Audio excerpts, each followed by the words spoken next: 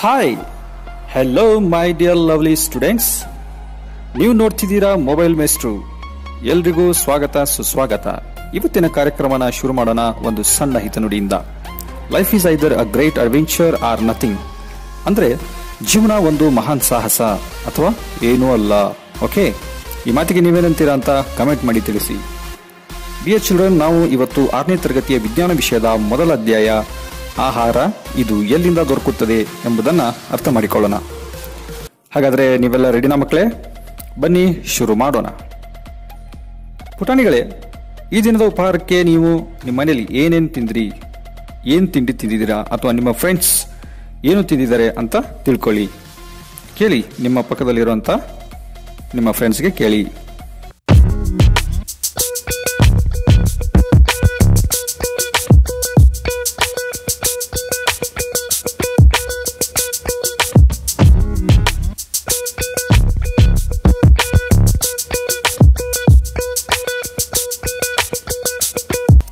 ಎಲ್ಲರ ಮನೆಯಲ್ಲೂ ಒಂದೇ ಥರ ತಿಂಡಿ ಮಾಡಿರಲ್ಲ ಅಂತ ಅಲ್ವಾ ಮಕ್ಕಳೇ? ಅಷ್ಟೇ ಯಾಕೆ, ನಿಮ್ಮ ಮನೆಯಲ್ಲಿ ಪ್ರತಿದಿನ ಬೇರೆ ಬೇರೆ ತಿಂಡಿ ತಯಾರಿಸ್ತಾರೆ ಅಲ್ವಾ? ಹಾಗಾದರೆ ನಿಮಗೊಂದು ಸರಳವಾದ ಚಟುವಟಿಕೆ ಕೊಡ್ತೀನಿ. ಭಾಗವಹಿಸೋಕ್ಕೆ ಎಲ್ಲರೂ ರೆಡಿನಾ? ನಿಮಗೆ ಗೊತ್ತಿರೋ ವಿವಿಧ ತಿಂಡಿ ತಿನಿಸುಗಳ ಹೆಸರುಗಳನ್ನು ನಿಮ್ಮ ಮನಸ್ಸಲ್ಲೇ ಪಟ್ಟಿ ಮಾಡ್ಕೊಳ್ಳಿ. ಸಾಧ್ಯ ಆದರೆ ಬರೆದಿಟ್ಕೊಳ್ಳಿ. ಮಾಡಿದ್ರಾ? ಈಗ ನಾನು ತೋರಿಸೋ ಕೆಲವು ಚಿತ್ರಗಳನ್ನು ನೋಡಿ ನೀವು ಮನಸ್ಸಲ್ಲಿ ನೆನಪಿಸಿಕೊಂಡಂತಹ ತಿಂಡಿಗಳಲ್ಲಿ ಎಷ್ಟು ಪರದೆ ಮೇಲೆ ಕಾಣ್ತೀವಿ ಅಂತ ಎಣಿಕೆ ಹಾಕಿ.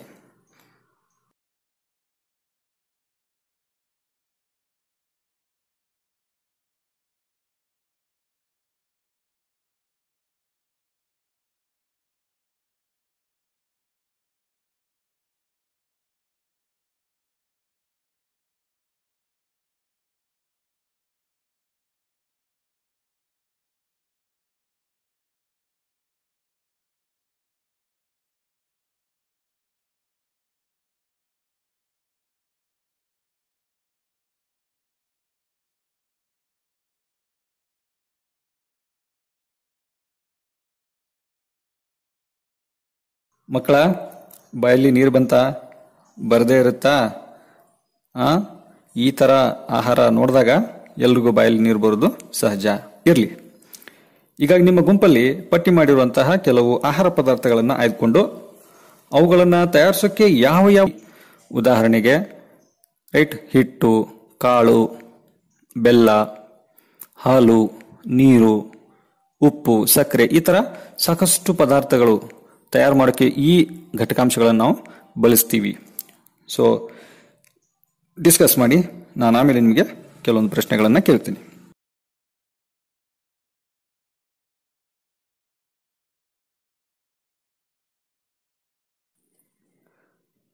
ಓಕೆ, ನೀವು ಈಗಾಗಲೇ ಸಾಕಷ್ಟು ಆಹಾರ ಪದಾರ್ಥಗಳನ್ನು ಪರದೆ ಮೇಲೆ ನೋಡಿದ್ರಿ. ಆಮೇಲೆ ಕೆಲವೊಂದು ಪದಾರ್ಥಗಳ ಬಗ್ಗೆ ನೀವು ಈಗ ಡಿಸ್ಕಸ್ ಕೂಡ ಮಾಡಿದ್ರಿ, ಅದರಲ್ಲಿ ಯಾವ್ಯಾವ ಘಟಕಾಂಶಗಳನ್ನು ನಾವು ಬಳಸ್ತಾ ಇದ್ದೀವಿ ಅಂತ.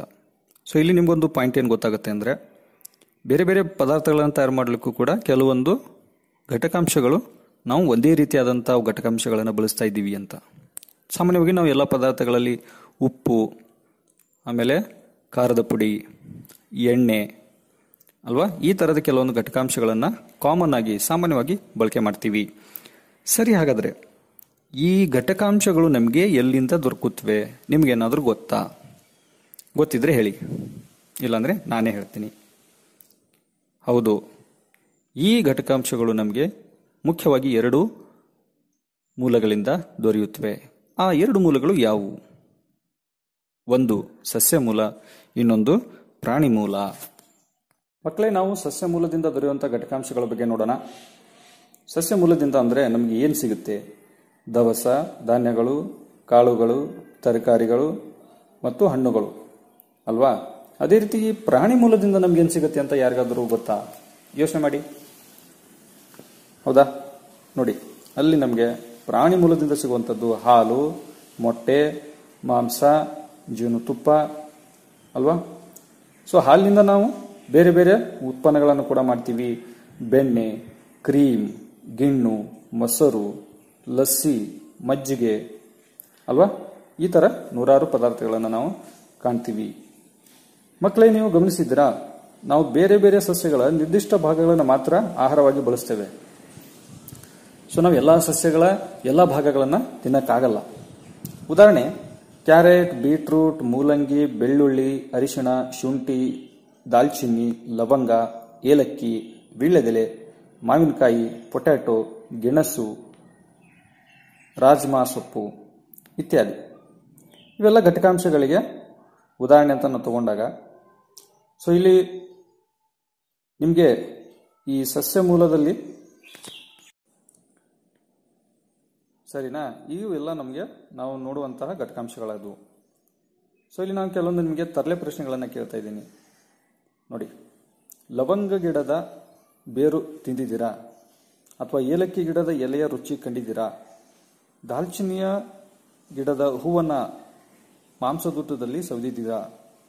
ಶುಂಠಿಯ ಹೂವು ಹಾಕಿ ಟೀ ಮಾಡಿದ್ದೀರಾ? ಈ ಎಲ್ಲ ಪ್ರಶ್ನೆಗಳು ಉತ್ತರ ಸಾಮಾನ್ಯ ನಿಮಗೆ ಇಲ್ಲ ಅಂತಾನೆ ಹೇಳ್ತೀರಾ. ಯಾಕಂದ್ರೆ ನಾವು ಕೆಲವು ಸಸ್ಯಗಳ ಕೆಲ ಭಾಗಗಳನ್ನ ಮಾತ್ರ ತಿಂತೇವೆ. ಲವಂಗ, ನಾವು ತಿನ್ನುವಂತ ಲವಂಗ ಅದು ಯಾವುದು, ಯಾವ ಭಾಗ ಅಂತ ನೀವು ಯೋಚನೆ ಮಾಡ್ತೀರಿ? ಹೇಳಿ ನೋಡೋಣ. ಏಲಕ್ಕಿ ನಾವು ಏನು ಏಲಕ್ಕಿ ತಿಂತೀವಿ ಮನೆಯಲ್ಲಿ, ಮಸಾಲೆಯಾಗಿ ಪದಾರ್ಥವನ್ನು ಬಳಸ್ತಾ ಇದ್ದೀವಿ, ಅದು ಆ ಸಸ್ಯದ ಯಾವ ಭಾಗ ಆಗಿರ್ಬೋದು. ದಾಲ್ಚಿನ್ನಿದು ಸಸ್ಯದ ಯಾವ ಭಾಗ? ಶುಂಠಿ ಅನ್ನೋದು ಆ ಶುಂಠಿ ಸಸ್ಯದ ಯಾವ ಭಾಗ? ಹೂವನ, ಕಾಯಿನ, ಬೇರ, ಕಾಂಡನ, ಏನದು? ಯೋಚನೆ ಮಾಡಿ. ಈಗ ನಾವು ಸಸ್ಯದ ಯಾವ ಭಾಗಗಳನ್ನು ತಿಂತೇವೆ ಅನ್ನೋದನ್ನು ನೋಡೋಣ. ಇದನ್ನು ನಾವು ಒಂದು ಆಟದ ಮೂಲಕ ಕಲಿಯೋಣ, ಓಕೆನಾ? ಮೊದಲಿಗೆ ನಾವು ಯಾವ ಯಾವ ಸಸ್ಯಗಳ ಹೂವಿನ ಭಾಗವನ್ನು ತಿಂತೇವೆ ಅಂತ ನಿಮ್ಮ ಮನಸ್ಸಲ್ಲಿ ನೀವು ಅಂದ್ಕೊಳ್ಳಿ. ಸೊ ಇಲ್ಲಿ ನಾನು ಕೆಲವೊಂದು ಚಿತ್ರಗಳನ್ನು ತೋರಿಸ್ತಾ ಹೋಗ್ತೇನೆ. ಇದರಲ್ಲಿ ನೀವು ನಿಮ್ಮ ಮನೇಲಿ ಯಾವತ್ತಾದ್ರೂ ತಿಂದಿದ್ರೆ, ಇದನ್ನು ನಾನು ತಿಂದಿದ್ದೀನಿ ಅಂತ ನೀವು ಗುರುತು ಹಿಡಿಬಹುದು. ಉದಾಹರಣೆಗೆ ನಾನು ಇಲ್ಲಿ ಕೆಲವೊಂದು ಚಿತ್ರಗಳನ್ನು ತೋರಿಸ್ತಾ ಇದ್ದೀನಿ. ಚೆಂಡು ಹೂವು, ಬಾಳೆ ಹೂವು, ಮೋರಿಂಗಾ ಹೂವು, ಪುದೀನಾ ಹೂವು, ಕ್ಯಾಮೊಮೈಲ್, ಗುಲಾಬಿ, ಪರಂಗಿ ಹಣ್ಣು ಅಥವಾ ಪಪ್ಪಾಯಿ ಹೂವು, ಲ್ಯಾವೆಂಡರ್ ಹೂವು, ನಸ್ಟರ್ಷಿಯಂ, ವಿದ್ಯುತ್ ಡೈಸಿ, ಲವಂಗ. ಈಗ ತಿನ್ನಬಹುದಾದ ಸಸ್ಯದ ಹಣ್ಣಿನ ಭಾಗಗಳನ್ನು ನಾವು ನೋಡೋಣ. ಈಗ ನಾನು ಕೆಲವೊಂದು ಹಣ್ಣಿನ ಭಾಗವನ್ನು ತಿನ್ನುವಂಥ ಕೆಲವೊಂದು ಸಸ್ಯಗಳನ್ನು ಇಲ್ಲಿ ತೋರಿಸ್ತಾ ಇದ್ದೀನಿ ನೋಡಿ. ಸೇಬು, ಪಪ್ಪಾಯ, ದಾಳಿಂಬೆ, ಮಾವು, ಕಲ್ಲಂಗಡಿ, ಹಲಸಿನ ಹಣ್ಣು, ಮೋಸಂಬಿ. ನನಗಿಂತ ಜಾಸ್ತಿ ನೀವೇ ಹೇಳ್ಬೋದು ಅಲ್ವಾ? ಈ ಹಣ್ಣಿನ ಒಂದು ಪ್ರಶ್ನೆ ಬಂದಾಗ ನಮಗೆ ಸಾಕಷ್ಟು ರೀತಿಯಾದಂಥ ಹಣ್ಣುಗಳ ಬಗ್ಗೆ ನಮಗೆ ಗೊತ್ತಿದೆ. ಸೊ ನೀವು ಕೂಡ ಸಾಕಷ್ಟು ಹಣ್ಣಿನ ಹೆಸರುಗಳನ್ನು ಇಲ್ಲಿ ಹೇಳ್ಬೋದು. ಅದೇ ರೀತಿ ಕಾಂಡದ ರೂಪದಲ್ಲಿ ನಾವು ಯಾವ್ಯಾವ ಸಸ್ಯಗಳನ್ನು ಸೇವಿಸ್ತೀವಿ ನೋಡೋಣ.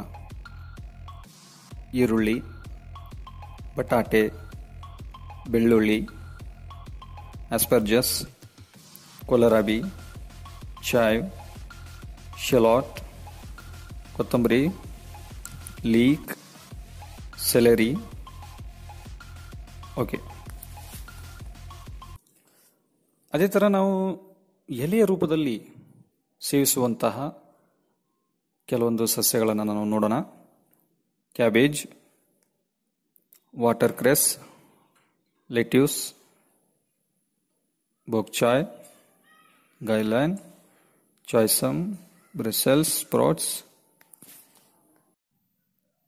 ವಿಟ್ಲೂಪ್, silver beet, radicchio, kale, collard leaves, Swiss chard, mustard leaves, fenugreek leaves. ಇವೆಲ್ಲವೂ ಕೂಡ ಸೊಪ್ಪುಗಳಲ್ಲಿ ನಾವು ನೋಡ್ಬೋದು. ಮಕ್ಕಳೇ, ನಾವು ಕೆಲವೊಂದು ತರಕಾರಿಗಳ ಬೇರುಗಳನ್ನು ತಿಂತೀವಿ. ಅಂಥ ತರಕಾರಿಗಳ ಹೆಸರುಗಳನ್ನು ನಿಮಗೆ ಗೊತ್ತಿದೆಯಾ? ನೋಡಿ, ನಾನು ಕೆಲವೊಂದು ಹೆಸರುಗಳನ್ನು ಈಗ ಹೇಳ್ತೇನೆ. ಕ್ಯಾರೆಟ್, ಬೀಟ್ರೂಟ್, ರ್ಯಾಡಿಶ್, ನವಿಲುಕೋಸು, ಮೂಲಂಗಿ, ಶುಂಠಿ, ಗೆಣಸು, ಸೆಲೇರಿಯಾಕ್, ಡೈಕಾನ್, ಎನ್ಸೆಟ್, ಜಿಕಾಮಾ, ಕೊಂಜಾಕ್, ಮೆಕಾ. ಇವೆಲ್ಲ ನಾವು ತಿನ್ನುವಂತಹ ಬೇರು ಇರುವಂತಹ ಬೇರು, ಈ ಸಸ್ಯಗಳ ಬೇರುಗಳನ್ನೇ ನಾವು ತಿಂತೀವಿ. ಅದು ನಮಗೆ ಆಹಾರದ ರೂಪದಲ್ಲಿ ಸಿಗುತ್ತೆ. ಇನ್ನು ಶಿಲೀಂಧ್ರಗಳನ್ನು ನಾವು ತಿಂತೀವಿ. ಕೆಲವೊಂದು ಶಿಲೀಂಧ್ರ ತರಕಾರಿಗಳು ಅಂತ ಕರಿತೀವಿ. ನೀವು ಅಣಬೆ ಅದು ತಿಂದಿರಬಹುದು, ಹೌದಾ? ಸೊ ಅಲ್ಲಿ ಈ ಶಿಲೀಂಧ್ರಗಳಲ್ಲಿ ಕೆಲವೊಂದು ಅಣಬೆಗಳು, ಕೆಲವೊಂದು ಶಿಲೀಂಧ್ರಗಳು ವಿಷಕಾರಿಯಾಗಿರ್ತವೆ, ಇನ್ನು ಕೆಲವೊಂದು ತಿನ್ನಬಹುದಾಗಿರುತ್ತೆ. ಅದಕ್ಕೆ ತುಂಬ ಹುಷಾರಾಗಿ ನಾವು ಈ ಶಿಲೀಂಧ್ರ ತರಕಾರಿಗಳನ್ನು ಬಳಸಬಹುದು. ಸೊ ಅವುಗಳಿಗೆ ಕೆಲವೊಂದು ಉದಾಹರಣೆಯನ್ನು ಕೊಡ್ತೀನಿ ನೋಡಿ. Button mushrooms, enoki, oyster, shiitake, truffles, portobello, boletus, ಕ್ಯಾಂಟರಲ್ಲೆಸ್,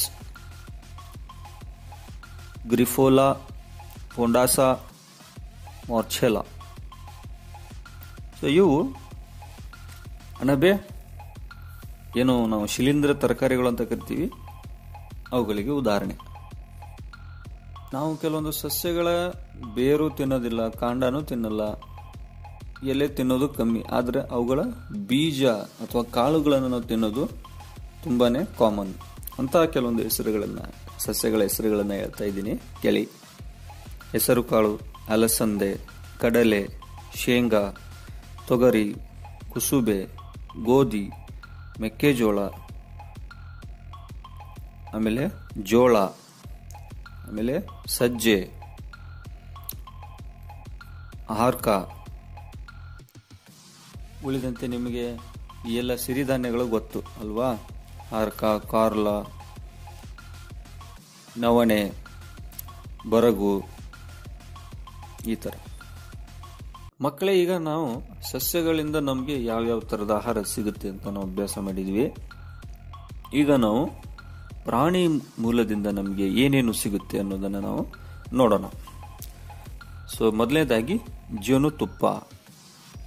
ಗೊತ್ತಾ ಮಕ್ಕಳೇ, ಜೇನುತುಪ್ಪ ಎಲ್ಲಿ ಸಿಗುತ್ತೆ, ಯಾರು ತಯಾರು ಮಾಡ್ತಾರೆ ನೋಡಿದ್ದೀರಾ? ಹೌದು, ಜೇನು ಹುಳುಗಳಿಂದ ಹೂವಿನಲ್ಲಿರುವ ಮಕರಂದವನ್ನು ಸಂಗ್ರಹಿಸಿ ಗೂಡು ಕಟ್ಟಿ ಅದರಲ್ಲಿ ಜೇನುತುಪ್ಪವನ್ನು ತಯಾರಿಸುವಂತಹ ಹುಳುಗಳಿವೆ, ಹೌದಾ? ಇವೇ ನಾವು ಜೇನು ಹುಳುಗಳು ಅಂತ ಕರಿತೀವಿ. ಅದೇ ರೀತಿ ಮಾಂಸ. ಮಾನವರು ವಿವಿಧ ಪ್ರಾಣಿಗಳ ಮಾಂಸವನ್ನು ಸೇವಿಸ್ತಾರೆ. ಉದಾಹರಣೆಗೆ ಕುರಿ, ಕೋಳಿ, ಎಮ್ಮೆ, ಆಕಳು, ಹಂದಿ ಇತ್ಯಾದಿ. ನಿಮ್ಗೆ ಇನ್ನೊಂದು ವಿಷಯ ಗೊತ್ತಿರಲಿ, ಚೀನಾದಲ್ಲಿ ತಿನ್ನದೇ ಇರುವ ಯಾವುದೇ ಪ್ರಾಣಿ ಇರ್ಲಿಕ್ಕಿಲ್ವೇನೋ, ಆ ಜನ ಆ ಪಾಟಿ ಮಾಂಸವನ್ನು ತಿಂತಾರೆ. ಹಲ್ಲಿ, ನಾಯಿ, ಕೋತಿ, ಬೆಕ್ಕು, ಯಾವ ಪ್ರಾಣಿನೂ ಬಿಡಲ್ಲ, ಹೌದಾ? ನೆಕ್ಸ್ಟು ಮೊಟ್ಟೆ. ಸಾಕಷ್ಟು ಪಕ್ಷಿಗಳ ಮೊಟ್ಟೆಗಳನ್ನು ಜನ ಆಹಾರಕ್ಕಾಗಿ ಪ್ರತಿದಿನ ಉಪಯೋಗಿಸ್ತಾರೆ. ಬೇರೆ ಬೇರೆ ದೇಶಗಳಲ್ಲಿ ಬೇರೆ ಬೇರೆ ಪಕ್ಷಿಗಳ ಮೊಟ್ಟೆಗಳನ್ನು ತಿಂತಾರೆ. ಉದಾಹರಣೆಗೆ ಕೋಳಿ, ಟರ್ಕಿ ಕೋಳಿ, ಉಷ್ಣ ಪಕ್ಷಿ, ಯಮು ಇತ್ಯಾದಿ. ಸಾಕಷ್ಟು ರೀತಿಯಾದಂಥ ಪಕ್ಷಿಗಳ ಮೊಟ್ಟೆಗಳನ್ನು ನಾವು ಸೇವಿಸ್ತೇವೆ. ಕೊನೆಯದಾಗಿ ಪ್ರಾಣಿ ಮೂಲದಿಂದ ಸಿಗುವಂಥ ಇನ್ನೊಂದು ಪ್ರಮುಖವಾದಂತಹ ಪದಾರ್ಥ ಯಾವುದು ಬಿಟ್ಟಿದ್ದೀನಿ ನೆನಪು ಮಾಡ್ಕೊಳ್ಳಿ, ಅದೇ ಹಾಲು, ಅಲ್ವಾ? ಸೊ ತಂದೆ ತಾಯಿ ನಿಮಗೆ ರಾತ್ರಿ ಮಲಗುವಾಗ ಅಥವಾ ಬೆಳಗ್ಗೆ ಸ್ಕೂಲ್ ಬರುವಾಗ ಹಾಲು ಕುಡಿದು ಹೋಗು ಅಂತ ಹೇಳ್ತಾರೆ. ಅದೇ ರೀತಿ ನಾವು ನಮ್ಮ ಸರ್ಕಾರಿ ಶಾಲೆಗಳಲ್ಲಿ ಕೂಡ ನಿಮಗೆ ಹಾಲನ್ನು ಕೊಡ್ತೀವಿ, ರೈಟ್? ಹಾಗಾದರೆ ಹಾಲು ಬಹುತೇಕ ಪೋಷಕಾಂಶಗಳನ್ನು ಹೊಂದಿದೆ. ಅದರಲ್ಲಿ ಪ್ರೋಟೀನ್ಸು, ವಿಟಮಿನ್ಸು, ಎಲ್ಲ ಥರ ಫ್ಯಾಟು, ಎಲ್ಲ ಥರವಾದಂತಹ ಹೇರಳವಾದಂತಹ ಪೋಷಕಾಂಶಗಳಲ್ಲಿ ಹಾಲಿನಲ್ಲಿ ನಾವು ಕಾಣಬಹುದು. ಅದೇ ರೀತಿ ಈ ಜನರು ಯಾವ ಪ್ರಾಣಿಗಳ ಹಾಲನ್ನು ಕುಡಿತಾರೆ? ಉದಾಹರಣೆಗೆ ಕುರಿ, ಎಮ್ಮೆ, ಹಸು, ಒಂಟೆ, ಓಕೆ, ಈ ಪ್ರಾಣಿಗಳನ್ನು ಹೆಚ್ಚು ಹಾಲಿಗಾಗಿ ಅವಲಂಬಿಸಿದ್ದಾರೆ. ಆಮೇಲೆ ಹಾಲು ಅಂದರೆ ಕೇವಲ ಹಾಲು ಮಾತ್ರ ನಾವು ಉಪಯೋಗಿಸಲ್ಲ, ಹಾಲಿನ ಉಪ ಉತ್ಪನ್ನಗಳಿವೆ ಅಲ್ವಾ ಮಕ್ಕಳೇ? ಗೊತ್ತಾ ಯಾರಿಗಾದರೂ? ರೈಟ್, ನೋಡಿ, ಹಾಲಿನಿಂದ ಮೊಸರು ಮಾಡ್ಬೋದು, ಮೊಸರಿನಲ್ಲಿ ಬೆಣ್ಣೆ ತೆಗಿಬಹುದು, ನೆಕ್ಸ್ಟು ಮಜ್ಜಿಗೆ ತೆಗಿಬಹುದು, ಹೌದಾ? ಅದೇ ಥರ ಗಿಣ್ಣು, ನೆಕ್ಸ್ಟು ಬೆಣ್ಣೆಯನ್ನು ಕಾಯಿಸಿದ್ರೆ ಅದು ತುಪ್ಪ ಆಗುತ್ತೆ. ಸೊ ಈ ಥರ ನಾವು ಇಲ್ಲಿ ಹಾಲಿನಿಂದ ವಿವಿಧ ರೀತಿಯಾದಂಥ ಉಪ ಉತ್ಪನ್ನಗಳನ್ನು ತಯಾರಿಸ್ತೀವಿ. ಅದೇ ರೀತಿ ಅದರಿಂದ ಸುಮಾರು ತರಹದ ಸ್ವೀಟ್ಗಳನ್ನು ಕೂಡ ತಯಾರು ಮಾಡಬಹುದು. Right, okay. ಸೊ ಇನ್ನು ಮುಂದೆ ಕೊನೆಯದಾಗಿ ಈ ಪಾಠದಲ್ಲಿ ನಾವು ನೋಡುವಂಥದ್ದು ಪ್ರಾಣಿಗಳು ಏನನ್ನು ತಿನ್ನುತ್ತವೆ. ನೋಡಿ, ನಾವು ನೀವು ನಮ್ಮ ಸುತ್ತಮುತ್ತಲಿರುವಂತಹ ನಾವು ಸಾಕುವಂಥ ಪ್ರಾಣಿಗಳು ನೋಡಿದಿರಲ್ವಾ? ನಿಮ್ಮ ಮನೆಯಲ್ಲಿ ಎಮ್ಮೆ ಇರುತ್ತೆ, ಹಸು ಇರುತ್ತೆ, ವಿವಿಧ ರೀತಿಯಾದಂಥ ನಾಯಿ, ಬೆಕ್ಕು, ಈ ಥರ ಎಲ್ಲ ನೋಡ್ತೀವಿ. ಈ ಎಲ್ಲ ನಮ್ಮ ಸುತ್ತಮುತ್ತಲಿರುವಂತಹ ಪ್ರಾಣಿಗಳನ್ನು ನೆನಪು ಮಾಡ್ಕೊಳ್ಳಿ. ಕಾಡಲ್ಲಿರುವಂಥ ಕೆಲವೊಂದು ಪ್ರಾಣಿಗಳನ್ನು ನೆನಪು ಮಾಡ್ಕೊಳ್ಳಿ. ಆ ಪ್ರಾಣಿಗಳಲ್ಲಿ ಕೆಲವು ಏನೇನು ತಿಂತವೆ ಅನ್ನೋದು ನಿಮ್ಗೆ ಗೊತ್ತಿರ್ಬೋದು, ಇನ್ನೂ ಕೆಲವು ಏನು ತಿನ್ನುತ್ತವೆ ಅನ್ನೋದು ಗೊತ್ತಿರಲಿಕ್ಕಿಲ್ಲ. ಸೊ ಅದರ ಬಗ್ಗೆ ನಾವು ಸ್ವಲ್ಪ ಈಗ ಚರ್ಚೆ ಮಾಡೋಣ. ಉದಾಹರಣೆಗೆ ನಾನು ಕೆಲವೊಂದು ಇಲ್ಲಿ ಪ್ರಾಣಿಗಳ ಹೆಸರನ್ನ ಹೇಳ್ತೀನಿ. ಎಮ್ಮೆ, ಬೆಕ್ಕು, ಇಲಿ, ಸಿಂಹ, ಹುಲಿ, ಜೇಡರ ಹುಳ, ಮನೆ ಹಲ್ಲಿ, ಹಸು, ಮನುಷ್ಯ, ಚಿಟ್ಟೆ, ಕಾಗೆ, ಹಾವು, ಯಾಕ್, ಹಲ್ಲಿ, ಹದ್ದು, ನಾಯಿ. ಓಕೆ, ಸೊ ಈ ಥರ ಸುಮಾರು ಪ್ರಾಣಿಗಳನ್ನು ನೀವು ಇಲ್ಲಿ ಹೆಸರಿಸಬಹುದು. ನೀವು ಕೂಡ ನಿಮ್ಮ ಮನಸ್ಸಿನಲ್ಲಿ ಇನ್ನೂ ನಾನು ಬಿಟ್ಟಿರುವಂಥ ಪ್ರಾಣಿಗಳನ್ನು ನೆನಪು ಮಾಡ್ಕೊಳ್ಳಿ. ಈಗ ಇದರಲ್ಲಿ ಕೇವಲ ಸಸ್ಯ ಮತ್ತು ಸಸ್ಯದ ಉತ್ಪನ್ನಗಳನ್ನು ಮಾತ್ರ ತಿನ್ನುವಂಥ ಪ್ರಾಣಿಗಳಿವೆ ಅಲ್ವಾ? ನಾನೀಗ ಹೇಳಿರುವಂಥ ಈ ಪ್ರಾಣಿಗಳಲ್ಲಿ ಕೆಲವೊಂದು ಕೇವಲ ಸಸ್ಯಗಳನ್ನು ಮಾತ್ರ ತಿನ್ನುವಂಥ ಪ್ರಾಣಿಗಳಿವೆ. ರೈಟ್, ಅವುಗಳನ್ನು ನೀವು ಏನಂತ ಕರಿಬೇಕು? ಸಸ್ಯಾಹಾರಿಗಳು ಅಂತ ಕರಿಬೇಕು. ರೈಟ್. ಅದೇ ರೀತಿ ಕೆಲವೊಂದು ಪ್ರಾಣಿಗಳು ಬೇರೆ ಪ್ರಾಣಿಗಳನ್ನು ತಿಂದು ಬದುಕುತ್ತವೆ. ಅವುಗಳನ್ನು ನಾವೇನಂತ ಕರಿಬೇಕು? ಮಾಂಸಾಹಾರಿ ಪ್ರಾಣಿಗಳಂತ ಕರೀಬೇಕು. ಇನ್ನು ಕೆಲವೊಂದು ಪ್ರಾಣಿಗಳಿವೆ, ಅವು ಸಸ್ಯಗಳನ್ನು ತಿಂತವೆ, ಸಸ್ಯದ ಮೂಲಗಳನ್ನು ತಿಂತವೆ, ಅದ್ರ ಜೊತೆಗೆ ಮಾಂಸವನ್ನು ತಿನ್ನುತ್ತವೆ. ಹಾಗಾದ್ರೆ ಈ ಎರಡೂ ತರಹದ ಆಹಾರವನ್ನು ತಿನ್ನುವಂತಹ ಪ್ರಾಣಿಗಳಿಗೆ ನಾವು ಏನಂತ ಕರಿಬೇಕು? ಮಿಶ್ರಾಹಾರಿಗಳಂತ ಕರಿಬೇಕು. ಸೊ ಇಲ್ಲಿ ಪ್ರಮುಖವಾಗಿ ನಾವು ಈ ಪ್ರಾಣಿಗಳಲ್ಲಿ 3 ತರಹದ ಪ್ರಾಣಿಗಳನ್ನು ನೋಡ್ತೀವಿ.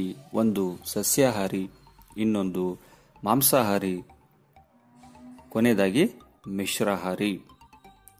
ಅಲ್ವಾ ಮಕ್ಕಳೇ? ಸೊ ನೀವು ಕೂಡ ನಿಮಗೆ ಗೊತ್ತಿರುವಂಥ ಎಲ್ಲ ಪ್ರಾಣಿಗಳನ್ನು ಪಟ್ಟಿ ಮಾಡಿ ಅದರಲ್ಲಿ ಯಾವ ಸಸ್ಯಾಹಾರಿಗಳು, ಯಾವ ಮಾಂಸಾಹಾರಿಗಳು, ಯಾವ ಮಿಶ್ರಾಹಾರಿಗಳು ಅಂತ ಪಟ್ಟಿ ಮಾಡಿ. ಇದು ನಿಮಗೆ ಒಂದು ಸಣ್ಣ ಕೆಲಸ. ಅದೇ ರೀತಿ ಈ ಒಂದು ನಾವು ಪಾಠದಲ್ಲಿ ಪ್ರಮುಖವಾಗಿ ನೋಡುವಂಥ ಪದಗಳು ಯಾವ್ಯಾವ ಪದಗಳನ್ನು ನಾವು ಕಲ್ತಿದ್ವಿ? ಘಟಕಾಂಶಗಳು ಅಂತ ಕಲ್ತ್ವಿ, ತಿನ್ನಬಹುದಾದಂಥ ಪದದ ಬಗ್ಗೆ ತಿಳ್ಕೊಂಡ್ವಿ, ಮಕರಂದ, ಮೊಳಕೆ ಕಾಳುಗಳು, ಸಸ್ಯಾಹಾರಿ, ಮಾಂಸಾಹಾರಿ, ಮಿಶ್ರಾಹಾರಿ, ಈ ಎಲ್ಲ ಪದಗಳ ಬಗ್ಗೆ ನಾವು ಕಲ್ತಿದ್ದೀವಿ. ಇಲ್ಲಿವರೆಗೆ ಪಾಠವನ್ನು ಶಾಂತ ರೀತಿಯಿಂದ ಆಲಿಸಿದ್ದಕ್ಕೆ ತಮಗೆಲ್ಲರಿಗೂ ತುಂಬು ಹೃದಯದ ಧನ್ಯವಾದಗಳು. ಓಕೆ, ಬಾಯ್.